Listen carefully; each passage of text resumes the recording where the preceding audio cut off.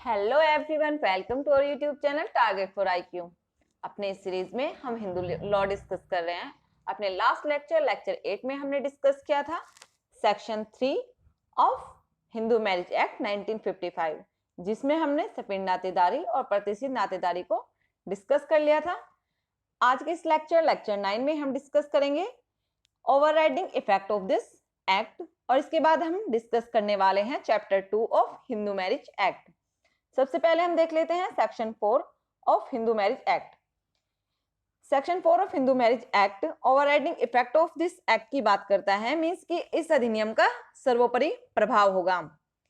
ये सेक्शन कहता है कि कोई भी नियम या कोई भी रूढ़ी या कोई भी प्रथा या कोई भी हिंदू विधि का कोई पार्ट या कोई भी निर्वचन जो कि क्या हो, ऐसा मींस बात कह रहा है कि कोई भी नियम होगा, रूढ़ी होगी या प्रथा होगी जो कि इस अधिनियम से पहले प्रभावी था, तो क्या हो जाएगा, इस अधिनियम के परिवर्तन पर इन्फोर्समेंट के बाद वो शून्य हो जाएगा। क्या हो जाएगा, वो वॉइड हो जाएगा।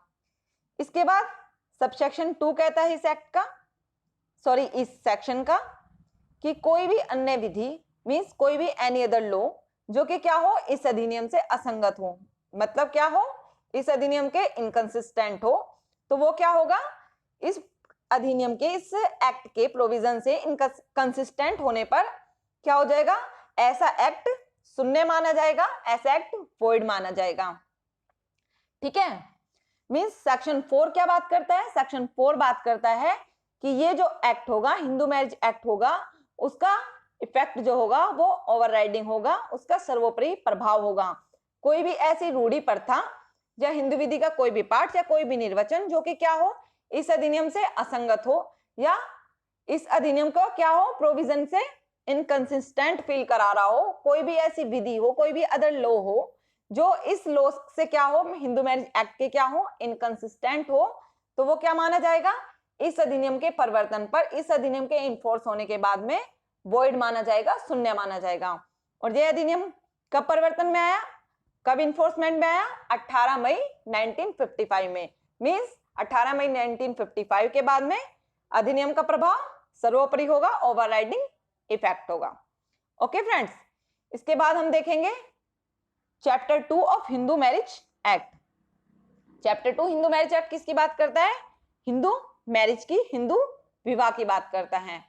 अब हम सबसे पहले हिंदू विवाह के बारे में बात करें तो हम देखेंगे कि प्राचीन टाइम में विवाह किस प्रकार से किए जाते थे। जब आदि मानव थे तो आदि मानव विवाह से अनभिज्ञ थे, विवाह के बारे में कोई भी जानकारी नहीं रखते थे आदि मानव। ठीक है, सभी को स्वतंत्रता थी कि वो कहीं भी शादी करे, कहीं भी विवाह करे, कहीं भी चला जाए। इसके बाद में मनुष्य ने पशुपालन की खोज की और पशुपालन ने मनुष्य को पशु से क्या बना दिया, अलग बना दिया कि मनुष्य अलग है और पशु अलग हैं। उस समय किसी भी व्यक्ति की पैतृकता या पैटर्निटी को जानना असंभव माना जाता था। कब, आदि मानवों के टाइम पर यह नहीं पता चल पाता था कि किस व्यक्ति का पिता कौन है। मनुष्य के मन में प्रश्न रहता था कि उनकी पैतृकता या उनकी पैटर्निटी निश्चित हो, उन्हें इस बारे में जानकारी हो कि उनका पिता कौन है। इसके लिए क्या किया गया, इसके लिए यह किया गया कि एक शादी हो, शादी से क्या हो, शादी से उत्पन्न बच्चे हो, जिससे उन्हें पता चल पाए कि माता ये है तो उनका पिता ये व्यक्ति है। संभवतः इसी बात से विवाह नामक संस्था का जन्म हुआ और पैतृकता पैटर्निटी निश्चित होने लगी। इसके बाद में हम डिस्कस करेंगे कि हिंदू विवाह की विशेषताएं क्या हैं, जो हिंदू मैरिज होती हैं तो इसकी विशेषताएं क्या हैं। हिंदू विवाह एक पवित्र बंधन माना जाता है, ये एक अटूट बंधन माना जाता है। यह माना जाता है कि जो हिंदू विवाह है वो जन्म जन्मांतर का संबंध है और ये एक धार्मिक कार्य है। हिंदू में कहा जाता है कि हिंदू में ये बोला जाता है हमेशा कि एक लड़की को कभी भी कंवारा नहीं रखा जाता, या राजा की भी पुत्री होती है तो वो भी अपने घर में नहीं बैठती, उनका भी विवाह किया जाता है। ठीक है, यहाँ पुत्र प्राप्ति पर पितृ की समाप्ति होती है, मीन्स विवाह होगा, विवाह के बाद में पुत्र जन्म लेगा और पुत्र जन्म के बाद में क्या होगा, वो पितृ दान करेगा। और पितृदान क्या माना जाता है, पितृदान स्वर्ग प्राप्ति का एक साधन माना जाता है। हिंदू विवाह को एक संस्कार भी माना जाता है और ये क्या कॉन्ट्रैक्ट से भिन्न है। जैसे हम मुस्लिम लॉ देखें तो मुस्लिम लॉ में कहीं ना कहीं विवाह को क्या माना जाता है, एक कॉन्ट्रैक्ट भी माना जाता है, ठीक है। लेकिन हिंदू विवाह में हिंदू विवाह को क्या माना जाता है, हिंदू विवाह को एक संस्कार माना जाता है। ये माना जाता है कि हिंदू विवाह में, हिंदू विधि में विवाह करना एक संस्कार है। इसके बाद अगर हम देखें कि हिंदू विधि ने क्या किया, विवाह का आदर्शीकरण कर दिया और यह बताया कि विवाह 16 संस्कारों में से एक है। ऋग्वेद के पितृसत्तात्मक समाज में भी विवाह होते थे। जब ऋग्वेद काल था, जब ऋग्वेद वाला वेद प्राचीन समय में, कौन सा वेद प्राचीन था सबसे, ऋग्वेद प्राचीन था, तो वहां भी माना जाता था कि विवाह होना चाहिए। पत्नी को क्या माना जाता था, पत्नी को अर्धांगिनी माना जाता था, अर्थात ये माना जाता था कि बिना पत्नी के कोई भी पति पूर्ण नहीं है। मनमोहनी बनाम बसंत कुमार के केस में यह कहा गया कि विवाह क्या है, हड्डी से हड्डी और मांस से मांस का मिलन माना जाता है। कौन से केस में, मनमोहनी बनाम बसंत कुमार के केस में। वर वधु से यह कहता है कि मैं तुम्हारा हाथ सौभाग्य के लिए ग्रहण करता हूं, तुम पति के साथ क्या करो, वृद्धावस्था के लिए अग्रसर हो। हिंदुओं में यह माना जाता है कि जो पत्नी होती है वो क्या हमेशा साथ निभाने वाली होती है और वो वृद्धावस्था तक के लिए पति के साथ रहती है। इसे जन्म जन्मांतर का रिश्ता माना जाता है, 7 जन्मों का एक रिश्ता माना जाता है। मनु भी कहते हैं कि संपदा एक बार दान में दी जाती है और विवाह भी क्या एक बार ही होता है। दुर्गा त्रिपाठी बनाम अरुंधति त्रिपाठी AIR 2005 के केस में यह कहा गया कि विवाह के जोड़े स्वर्ग में निश्चित हो जाते हैं। अब इसके बाद अगर हम देखें कि ये बात हुई प्राचीन काल की, कि प्राचीन समय में क्या माना जाता था, हिंदू विवाह को एक संस्कार माना जाता था, या हिंदू विवाह को ये माना जाता था कि एक जन्म जन्मांतर का रिश्ता है, ठीक है, ये पितृदान के लिए किया जाता है हिंदू विवाह। लेकिन इसके बाद में आया हिंदू मैरिज एक्ट 1955। अब हम ये देखेंगे कि हिंदू मैरिज एक्ट 1955 पारित होने के बाद में हिंदू मैरिज एक्ट का इस पर क्या इफेक्ट पड़ा। हिंदू मैरिज एक्ट के पारित होने के बाद में सांस्कारिक स्वरूप को बदल दिया गया और विवाह को एक संविदात्मक बना दिया गया, मतलब एज ए कॉन्ट्रैक्ट भी इसे डील किया जाने लगा, क्योंकि विवाह विच्छेद को मान्यता प्रदान कर दी गई, डाइवोर्स को क्या मान्यता दे दी गई, अंतरजातीय विवाह को भी मान्यता दे दी गई कि अब इंटरकास्ट में भी कोई भी व्यक्ति शादी कर सकता है। सपिंड नातेदारी को सीमित कर दिया गया। हमने सपिंड नातेदारी के डेफिनेशन में पढ़ा था ना कि पहले क्या था, 7 पीढ़ी तक पिता की ओर से, 5 पीढ़ी तक माता की ओर से। लेकिन जब हिंदू विवाह अधिनियम आया, हिंदू विवाह अधिनियम के पारित होने के पश्चात में यह माना गया कि पिता की ओर से 5 पीढ़ी और माता की ओर से 3 पीढ़ी, ठीक है। सपिंड नातेदारी को सीमित कर दिया गया, प्रतिष्ठित नातेदारी का विस्तार भी कम कर दिया गया। Section 8 of Hindu marriage act में रजिस्ट्रेशन की व्यवस्था कर दी गई कि अगर राज्य सरकार चाहे तो अपने राज्य में रजिस्ट्रेशन को अनिवार्य कर सकती है, और नए नए प्रकार के वैवाहिक अनुतोष प्रदान कर दिए गए। कैसे, जैसे judicial separation, restitution of conjugal right. विवाह का जो अटूट संबंध था, जो कि कब माना जाता था, हिंदू विवाह के पारित होने से पहले, 1955 से पहले या प्राचीन समय में हिंदू विवाह को अटूट संबंध माना जाता था, इसे अब समाप्त कर दिया गया। कैसे समाप्त कर दिया गया, तलाक से समाप्त कर दिया गया। जन्म जन्मांतर का जो संबंध था वो भी अब समाप्त हो गया। कैसे, कि अब विधवा का भी पुनः विवाह संभव है, विधवा भी अपना पुनः विवाह कर सकती है। प्रत्येक विवाह की संतान को धर्मज माना गया, मींस चाहे कोई विवाह क्या हो, वॉइड हो, वॉइडेबल हो या फिर लीगल हो, उसकी संतान क्या होगी, उसकी संतान धर्मज संतान मानी जाएगी, ठीक है जी। विवाह की आवश्यक शर्तें स्पष्ट कर दी गई। कहां पे बता दी गई विवाह की आवश्यक शर्तें, विवाह की आवश्यक शर्तें बता दी गई section 5 of Hindu marriage act के अंतर्गत।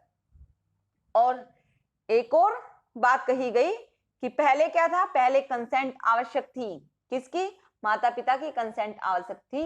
लेकिन 1978 से इसमें भी अमेंडमेंट करके अब गार्जियनशिप की कंसेंट की कोई आवश्यकता नहीं रही। और वर्ष 1976 से संशोधन किया गया और विवाह की सांस्कृतिक प्रवृत्ति को लगभग पूरी तरीके से ही समाप्त कर दिया गया। ओके, इसके बाद अब हम डिस्कस करेंगे हिंदू मैरिज एक्ट में सेक्शन 5 में जो कंडीशन बताई गई हैं हिंदू मैरिज एक्ट के लिए। अब हिंदू विवाह के लिए शर्तें कहां पर डिफाइन की गई हैं? Section 5 of Hindu marriage act. कितनी शर्तें बताई गई हैं? 5 शर्तें बताई गई हैं। पहले शर्तें कितनी थी? पहले शर्तें थी 6, लेकिन 1978 में संशोधन करके जो शर्त 6 थी उसे क्या कर दिया गया? ओमिट कर दिया गया या विलुप्त कर दिया गया। अब सबसे पहले देखते हैं कि पहली शर्त क्या है। पहली शर्त है कि हिंदू विवाह के जो दोनों पक्षकार होंगे, विवाह के समय पक्षकार का पति या पत्नी कोई भी जीवित नहीं होना चाहिए। कि जो विवाह के पक्षकार हैं विवाह के समय वो क्या हो? पहले से ही विवाहित नहीं होने चाहिए, और अगर पहले से वो विवाहित थे तो जिस वक्त उनका विवाह हो रहा है उस टाइम उसका पति या पत्नी कोई जीवित ना हो, या तो उसकी मृत्यु हो चुकी हो या फिर उसका तलाक हो चुका हो। मींस कि कोई बाइगेमी नहीं होनी चाहिए, दूसरी शादी नहीं होनी चाहिए। ठीक है जी, पहली शर्त क्या है कि बाइगेमी नहीं होनी चाहिए, दूसरी शादी नहीं होनी। दूसरी शादी अगर होती है तो पहला क्या है? पति या पत्नी जीवित ना हो, मींस पक्षकार में से किसी का भी पति या पत्नी जीवित नहीं होने चाहिए। अब देखेंगे कि दूसरी शर्त क्या है। दूसरी शर्त है कि विवाह के समय दोनों पक्षकारों में से कोई भी पक्षकार अनसाउंड माइंड ना हो, विकर्षित व्यक्ति ना हो, या ऐसे मेंटल डिसऑर्डर से जिस कारण से वो सहमति देने में मींस अपनी कंसेंट ना दे पाए, या संतान उत्पन्न करने में अक्षम हो जाए, इनकैपेबल हो जाए कि उससे संतान उत्पन्न ना हो पाए। इसके बाद में उसमें बता दिया सेकंड शर्त में कि उन्मत्तता के दौरे उसे ना पड़ते हो, कि उसे बार बार इंसैनिटी के दौरे ना पड़ते हो। इसमें पहले क्या जोड़ा गया था? मिर्गी के दौरे भी जोड़ा गया था, लेकिन मिर्गी के दौरे को कब हटा दिया गया? वर्ष 1999 में मिर्गी शब्द को विलुप्त कर दिया गया, हटा दिया गया। और अब क्या है? शर्त दूसरी में क्या है? विकर्षित ना हो, अनसाउंड माइंड ना हो, मेंटल डिसऑर्डर ऐसा ना हो कि वो कंसेंट ना दे पाए या संतान उत्पन्न ना कर पाए, या उसे उन्मत्तता के बार बार दौरे ना पड़ते हों। ठीक है, इसके बाद हम देखेंगे तीसरी शर्त। ये क्या कहती है कि वर्ण ने क्या, जो लड़का है उसने 21 वर्ष की आयु पूरी कर ली हो और वधु ने 18 वर्ष की आयु पूरी कर ली हो। किस टाइम पे? जबकि उनका विवाह हो रहा है। ठीक है, 1978 में ये एज 21 वर्ष और 18 वर्ष की गई। इससे पहले ये शर्त क्या थी? लड़के की 18 वर्ष होने चाहिए। किस टाइम पे? मैरिज के टाइम पे, at the time of the marriage. पहले क्या थी? लड़के की उम्र, वर की उम्र 18 वर्ष और वधु की उम्र 15 वर्ष थी। लेकिन अमेंडमेंट करके 1978 में इस एज को क्या कर दिया? 21 वर्ष वर की और वधु की 18 वर्ष। ओके, इसके बाद देखते हैं शर्त नंबर 4 कि चौथी कंडीशन क्या है किसी हिंदू विवाह की मान्यता के लिए। हिंदू विवाह की मान्यता के लिए चौथी शर्त क्या है? यह कहता है कि पक्षकार एक दूसरे के प्रतिषिद्ध नातेदारी में ना हो। ठीक है, प्रतिषिद्ध नातेदारी कहां पे पढ़ी थी हमने? प्रतिषिद्ध नातेदारी कहां पे पढ़ी थी हमने? Section 3 of Hindu marriage act के क्लॉज जी में हमने डिफाइन किया था कि प्रतिषिद्ध नातेदारी की डिग्रियां कौन सी होंगी, और उसमें 4 क्लॉजेस में बता दिया गया था। सब क्लॉजेस 4 थे जिसमें बता दिया गया था कि प्रतिषिद्ध नातेदारी के अंतर्गत ये व्यक्ति आते हैं। ठीक है, हमने उसे पूरा कंप्लीटली डिफाइन कर लिया था, अच्छे से समझ लिया था कि कौन सी प्रतिषिद्ध नातेदारी होती हैं।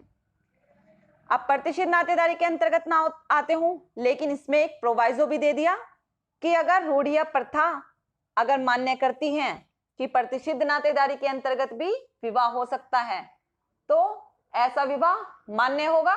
लेकिन अगर वहां रूढ़िया प्रथा ऐसी नहीं है कि प्रतिषिद्ध नातेदारी के अंतर्गत विवाह किया जा सकता है तो वहां पर ऐसा विवाह क्या माना जाएगा? वॉइड माना जाएगा। ठीक है, क्या माना जाएगा? शून्य माना जाएगा ऐसा विवाह जो कि प्रतिषिद्ध नातेदारी के अंतर्गत किया गया हो। शर्त 5 यह बात करता है कि पक्षकार सपिंड नातेदारी में ना हो। सपिंड नातेदारी सेक्शन 3 का क्लॉज F, जिसमें हमने देखा था कि सपिंड नातेदारी के अंतर्गत कौन कौन से व्यक्ति आते हैं, कि पक्षकार सपिंड नातेदारी में ना हो सिवाय यदि उनकी रूढ़ या प्रथा मान्य मानती हूँ, उनके विवाह को मान्य कर देती हूँ। कौन से विवाह को? जो सपिंड नातेदारी के अंतर्गत भी किए जाते हैं। ओके, तो हिंदू विवाह की कितनी शर्तें हैं? 5 शर्तें हैं कि हिंदू विवाह क्या, हिंदू विवाह जिस टाइम पे हो रहा है उसमें पक्षकार के पति या पत्नी कोई जीवित ना हो, बाइगेमी ना हो पाए, पहली शर्त। दूसरी शर्त क्या थी? कि वो विकर्षित ना हो, मेंटल डिसऑर्डर ना हो जिससे कि वो कंसेंट ना दे पाए या संतान उत्पन्न ना कर पाए। ठीक है, उसके बाद में उसमें था कि उन्मत्तता के दौरे ना पड़ते हों। फिर उसके बाद में तीसरी शर्त थी कि वर ने शादी के टाइम पे 21 वर्ष की आयु और वधू ने 18 वर्ष की आयु पूरी कर ली हो, एज की बात कर लेता है। शर्त 4 प्रतिष्ठित नातेदारी की बात करता है कि प्रोहिबिट नहीं करती हो शादी के लिए। ठीक है, ऐसी नातेदारी में ना आते हो। और इसके बाद में बात करता है कि सपिंड नातेदारी में ना आते हो। कौन सा? सब क्लोज 5 ऑफ सेक्शन 5। ठीक है, 5 शर्तें हो गई। कौन कौन सी? बाइगेमी ना हो, मेंटल डिसऑर्डर ना हो, इसके बाद में एज की बात करता है, उसके बाद में प्रतिष्ठित नातेदारी की बात करता है, उसके बाद में सपिंड नातेदारी की बातें करता है। ये बातें हुई शर्तों की। अगर इन शर्तों का उल्लंघन किया जाता है तो इनके परिणाम क्या होंगे, ये देखेंगे हम अपने नेक्स्ट लेक्चर में। ओके फ्रेंड्स, अगर आपको ये वीडियो अच्छी लगती है तो प्लीज चैनल को सब्सक्राइब कीजिएगा, वीडियो को लाइक कीजिएगा और मुझे कमेंट करके जरूर बताइएगा कि आपको ये वीडियो कैसी लगी। Thank you so much.